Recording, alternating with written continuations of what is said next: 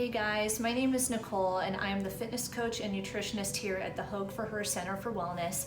Today I'm going to take you through an easy 30-minute workout you can do at home with either body weight or simple household items like a can of beans, for example. Everything will be a minute's worth of work with 30 seconds worth of rest. You'll get a good workout in and be ready for your day. So the first exercise, again, minutes worth of work, is just going to be marching in place. So I like to move my arms as I do this. I have my abs on and I'm breathing deep. If you're looking for a higher impact option to make it a little harder and you don't have any existing knee issues, you can jump in place like this. Okay, so for your next minute's worth of work, you're going to be doing a chair squat. I like to be standing about 6 inches away from my chair. My abs are on. I'm going to hip hinge back, sitting weight into my heels, rest into my chair. When I come up, I'll press through my heels, squeeze my butt, and rise back up to the top. Now, if this is too easy of an option for you, you can always step away from your chair and do your squats with body weight as well. An additional challenge would be holding some sort of weighted resistance, so those cans of beans that I was talking about earlier. Next on the list, we're gonna do a heart escalating exercise. I call this the lateral shuffle. What I want you to focus on is keeping your core engaged and toes straight ahead at all times as we do the movement. The lower we sit down into a squat stance, the harder this will be, so dial it in. We have a low impact version, which is just stepping side to side. I'm keeping weight in my heels so I keep my knees safe. And then we have a high impact version, which is gonna be a little faster. So shuffle, shuffle, shuffle, shuffle. I recommend finding a good hallway in your house and you can easily cruise along up and down doing your shuffles. Okay, next we're gonna target some posture muscles, being the upper back. A lot of times when I see clients, we have a slightly rounded posture, they complain of headaches and other neck tension issues, and that's usually due to our upper back muscles being too weak. So we're gonna work on those. What I like to do are just gentle little shoulder blade squeezes. You can either do these sitting or standing down. I'm just contracting my muscles in my upper back here. So I'm gonna point right between my shoulder blades and I'm just activating and then relaxing. I'm not shrugging or just drawing my arms back, doing all the work there. You really wanna feel those guys tensing in the back. Okay, time to work some biceps and the delt, which is this muscle right up here.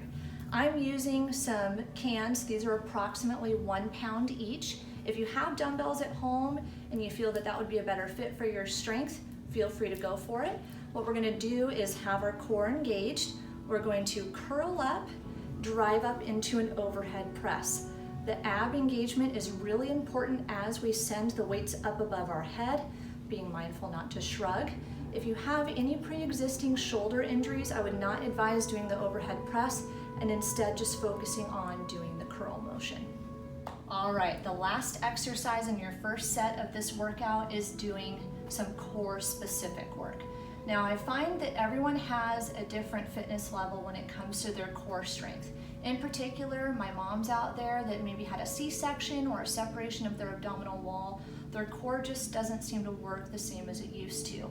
So I'm gonna show you the first version, which is the easiest version to really make sure our core is firing properly. I call these exercises huts. So what you're gonna do is lay face up on a comfortable mat. If you need a pillow behind your head, feel free to do so. You're gonna place your hands on your stomach and forcefully say the word hut. You should feel your abs contract for a split second. Your job is to hold that contraction in while still being able to breathe and ideally carry on with the conversation. Try and do this throughout that minute's worth of work on your timer.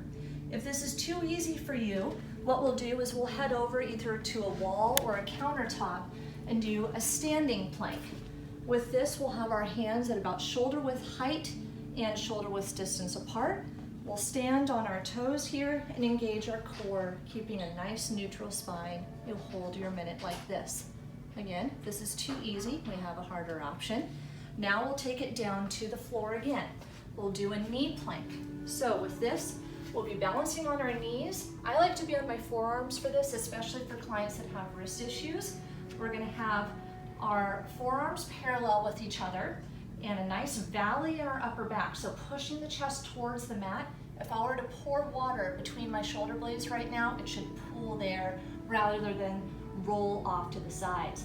My abs are on nice and strong.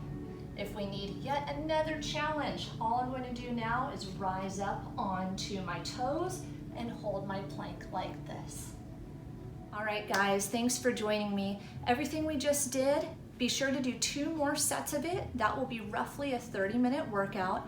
I always encourage to get a little stretching in at the end, so feel free to stretch out your quads, which are the front of your legs, your hamstrings, which are the back. We always want to stretch out our hips, especially if we sit a lot during the day, and do some nice chest opening stretches. Should you have any questions and want to learn more about how you can add in more exercise to your routine, feel free to contact us and I'd be happy to work with you in the future.